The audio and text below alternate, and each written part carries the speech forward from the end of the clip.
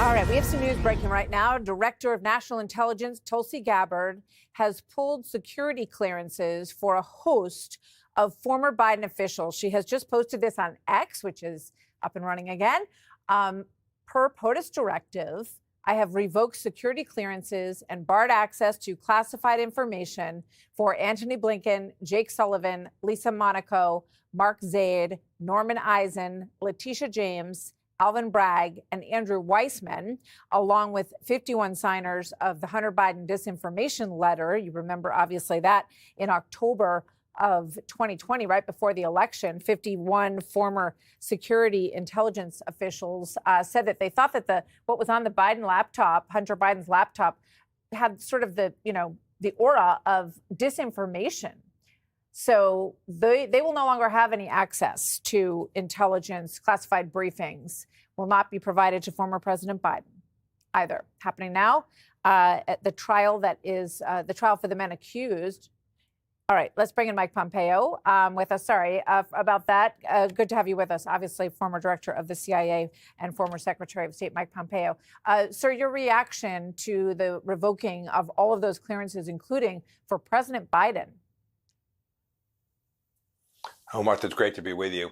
Look, presidents have a wide degree of latitude to make sure and protect classified information. It's not only their right, but their responsibility and duty. And so President Trump is concerned that these folks present a risk. He has every right and indeed needs to make sure they don't have access to information that can damage our country. And I heard most of the list, Martha.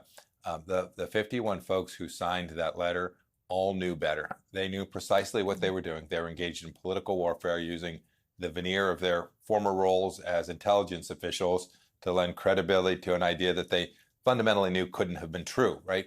We knew this was really Hunter Biden's laptop. We knew exactly what was on it. This wasn't Russian disinformation. And they chose a different path, a political path. And for that, the president has to hold these individuals accountable. It sounds like this is at least part of doing that. Yeah, they lent their name and their credibility to a political letter in order to cast doubt on whether or not it might have been more of the Russia hoax, right? So by doing that, they linked it in to that entire operation, essentially, and they put their names on it. So I think it's not surprising that has been, that they will no longer have security clearance. What about former presidents? How long do they usually maintain that access for? You know, I think the norm is that they have it for the rest of their lives. And so this is outside of the norm. I have some recollection that President Biden wasn't particularly generous in offering support to President Trump on this too. I actually think that's unfortunate. I think former presidents ought to continue to be people who can be valued and trusted. Maybe that relationship is just so bad, or maybe for whatever reason they've each made different decisions. But I think the norm is to continue it. One other thought about the 51, Martha, that I think is really important.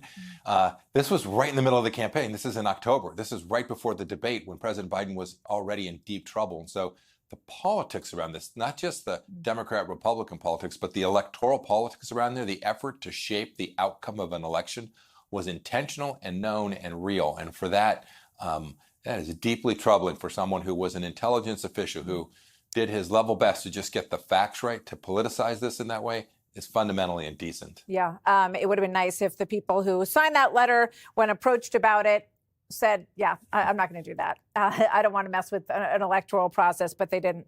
They went ahead and signed it. So there are consequences for that today. Secretary Pompeo, always great to see you. Thank you very much for joining us. Thank you, Martha.